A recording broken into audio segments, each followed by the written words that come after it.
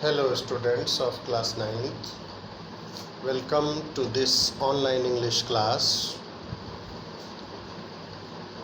बच्चों, हम लोग पढ़ रहे हैं ग्रामर का first chapter parts of a sentence. उस दिन हम लोगों ने सब्जेक्ट और प्रेडिकेट निकालना सीखा था। आपको मैंने बताया था कि प्रत्येक सेंटेंस के मुख्य रूप से दो भाग होते हैं, सब्जेक्ट और प्रेडिकेट। जिस तरीके से हमारे शरीर के मुख्य रूप से दो भाग होते हैं, सिर और धड़,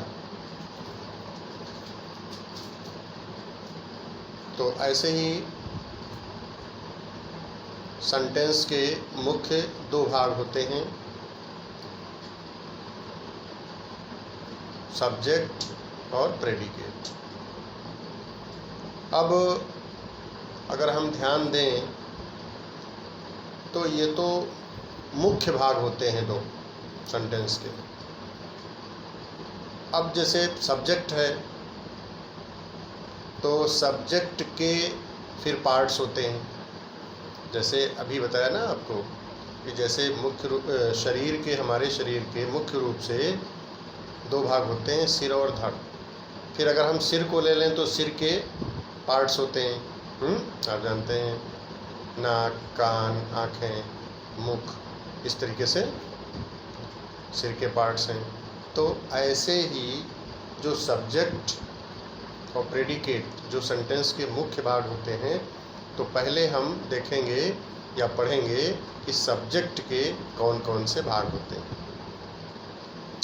तो बच्चों, आज के टॉपिक में फोकस सब्जेक्ट के पार्ट्स पर रहेगा। माने आज हम लोग सब्जेक्ट के पार्ट्स पढ़ेंगे।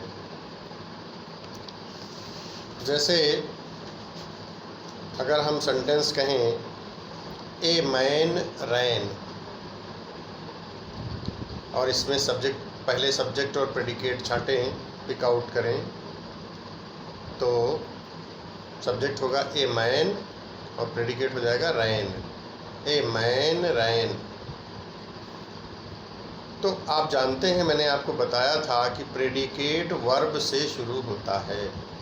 जहाँ से वर्ब शुरू हो जाता है वहीं से प्रेडिकेट शुरू होता है। तो रैन वर्ब है तो यहीं से प्रेडिकेट शुरू हो गया, तो प्रेडिकेट में सिर्फ वर्ब आएगा रैन। और इसके पहले ए मैन है तो ये सब्जेक्ट है। अब इसमें देखें हम तो माने प्रेडिकेट वर्ब से पहले दो वर्ड्स हैं।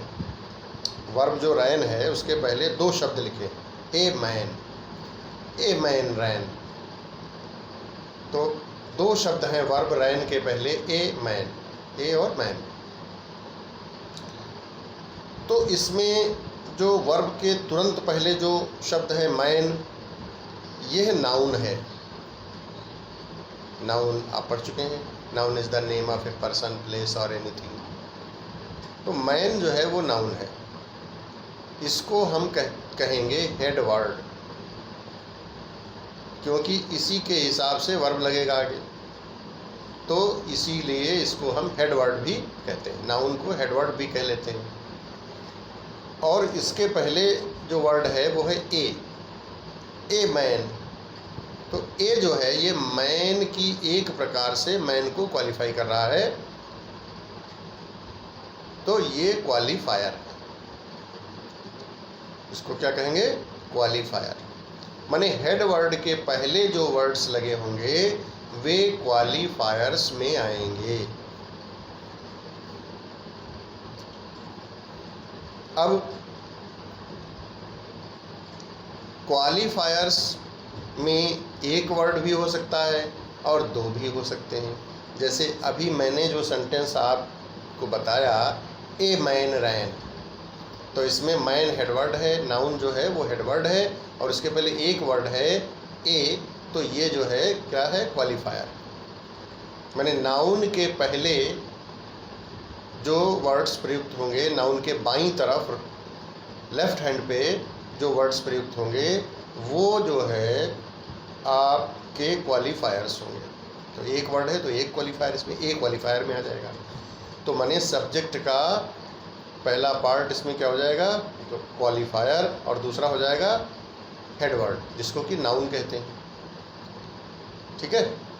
अब मैंने अभी आपको बताया कि क्वालिफायर्स दो भी हो सकते हैं। जैसे अगर मैं कहूँ, ध्यान से सुनिए, बहुत ध्यान से सुनिए, ए फैट मैन रैन, अगर मैं ये सेंटेंस बोलूँ कि ए फैट मैन रैन, तो इसमें अगर मैं आपसे पूछूं कि सब्जेक्ट कितना है तो आप बताएंगे ए फैट मैन, और प्रेडिकेट में क्या आएगा, रैन, जो कि वर्ब है, वर्ब से प्रेडिकेट शुरू होता है। तो वर्ब के पहले ए फैट मैन।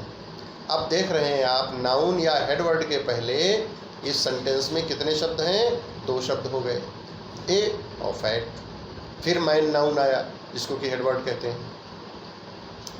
तो ए और फैट दोनों ही क्वालिफायर्स होंगे, नाउन के की विशेषता बताने वाले दोनों ही शब्द होंगे, दोनों ही क्वालिफायर होंगे। तो ए, अब जो है सवाल ये है, जब दोनों क्वालिफायर हो गए तो उनको कैसे डिवाइड किया जाए। तो उसमें ए जो होगा, उस पहला वाला, माने जो पहला वाला होगा उसको हम कहेंगे determiner.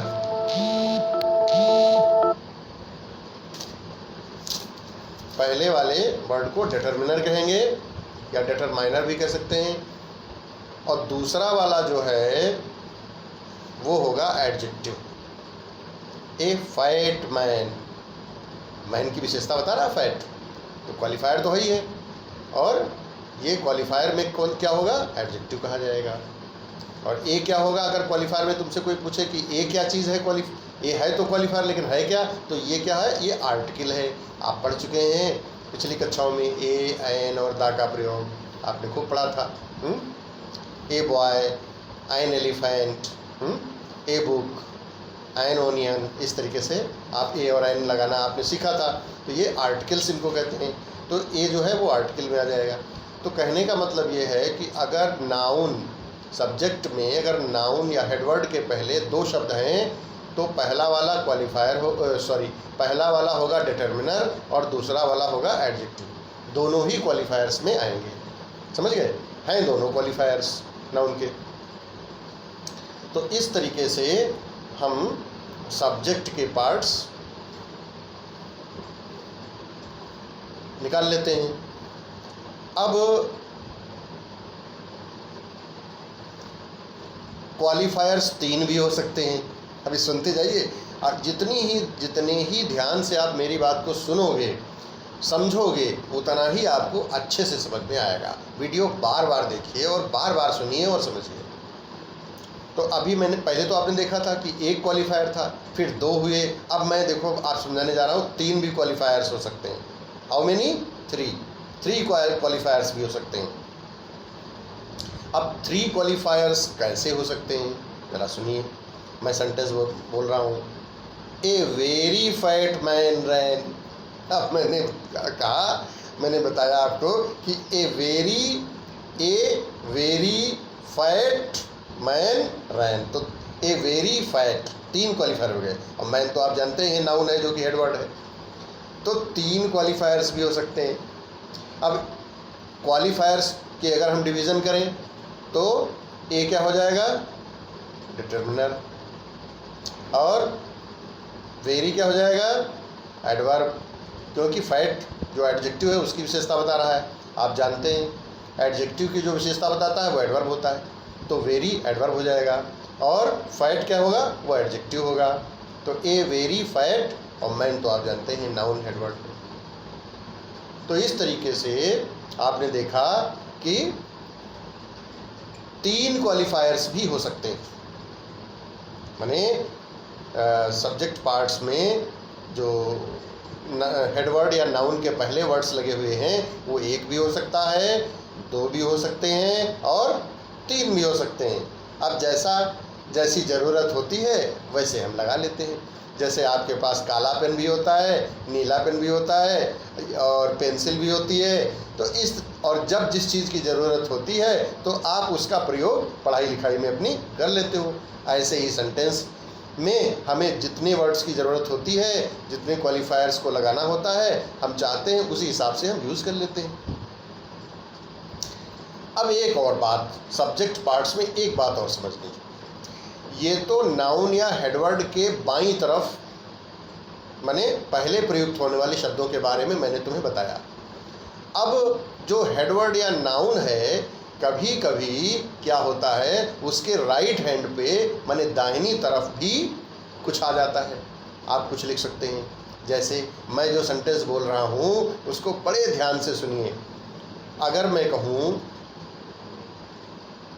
A very fat man sitting in the corner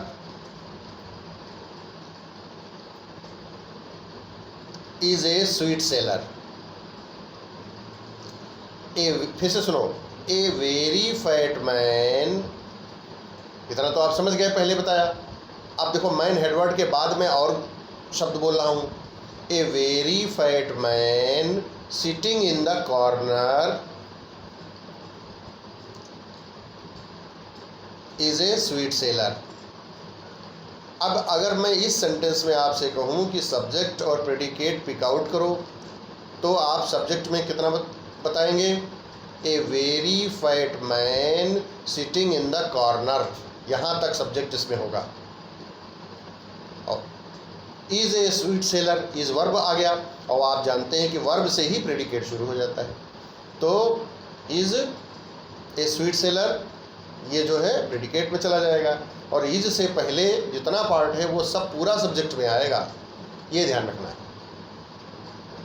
तो माने मेरे कहने का मतलब ये है कि हेड वर्ड जो है मैन, ए वेरी फैट मैन में मैन हेड वर्ड है, तो उसके दाहिनी तरफ राइट हैंड पे क्या आया? मैंने कौन से शब्द बोले? ध्यान से सुनिए। ए very fat man sitting in the corner, कोने में बैठा हुआ बहुत मोटा आदमी, मिठाई वाला है, इज ए स्वीट सेलर। तो अब जो ये हेडवर्ड के दाहिनी तरफ लिखा हुआ है, ए very fat man sitting in the room, तो सिटिंग इन द रूम आदमी कौन सा आदमी? कोने में बैठा हुआ, यह भी मैन को क्वालिफाई कर रहा है, और कई शब्दों का ग्रुप है, तो ये फ्रेज हो गया, फ्रेज हो गया एक सिटिंग इन द कॉर्नर। तो sitting in the corner phrase हो गया। तो ऐसी स्थिति भी आ सकती है, और ये कौन सा फ्रेज कहा जाएगा? क्योंकि यह आदमी कौन सा आदमी, नाउन की यह फ्रेज नाउन को क्वालिफाई कर रहा है, नाउन की विशेषता बता रहा है, इसलिए यह कहा जाएगा एडजेक्टिव फ्रेज। अगर एक शब्द होता है जब नाउन को क्वालिफाई करता है तो वो एडजेक्टिव कहा जाएगा, और एक से ज़्यादा शब्द हो जाएंगे तो वो एडजेक्टिव फ्रेज हो जाएगा। तो इस तरीके से बच्चों, अगर मैं आपसे पूछूं कि सब्जेक्ट के कितने पार्ट्स होते हैं, तो सब्जेक्ट के पार्ट्स में आप कौन कौन से गिनाओगे? एक तो क्वालिफायर्स में कौन कौन आ जाएंगे? पहला डिटर्मिनर, दूसरा एडजेक्टिव, तीसरा नाउन या हेडवर्ड, और चौथा एडजेक्टिव फ्रेज। ये इतने जो हैं सब्जेक्ट के पार्ट्स होते हैं। अभी तो हम सब्जेक्ट के पार्ट्स पढ़ रहे हैं, फिर आगे आपको प्रेडिकेट के पार्ट्स भी पढ़ाएंगे। तो पहले सब्जेक्ट के पार्ट्स को खूब अच्छे से समझ लो और उनकी प्रैक्टिस कर लो। मैंने तुम्हें बताया था कि ग्रामर की कॉपी बढ़िया सी अपनी अलग बनेगी, उसमें जो मैं वर्क देता हूँ उसको करोगे, लेकिन जो होमवर्क देता हूँ, जो होमवर्क दूंगा, जो आपको मिलेगा या मिलता है, उसे आप दूसरी कॉपी पर करोगे, वो क्लास रजिस्टर में बिल्कुल नहीं करोगे। क्लास रजिस्टर में क्लास का वर्क माने जो मैं पढ़ाता हूँ, जो लिखाता हूँ, वही लिखोगे केवल। ये ध्यान रखना है, इस बात में आपको भूलना नहीं।